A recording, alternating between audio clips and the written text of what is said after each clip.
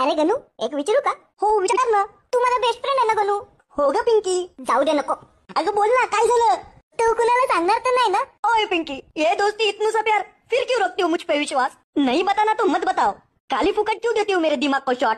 ए गणू, रुसू नको ना, जरा हस बघू. तू नेहमी असंच करते, एक विचारू का बोलते आणि अशी नाटकं करते. ए गणू, इकडे बघ ना. सॉरी ना बाबा, आता हस बघू. नाही, आधी सांग बघू, मग विचार करेल हसायचं की रडायचं ते. बरं ऐक. हा गणू, हे बाबूराव काय चीज आहे? तुला कुणी सांगितलं? सांग ना गणू. अगं सांग तर आधी. ते आमच्या बाजूची भाभी दुसऱ्या भाभीला सांगत होती. काय? हेच की, यांचा बाबूराव आज लय पिसाळला होता. मग मी भाऊ पण दिला नाही. हा मग?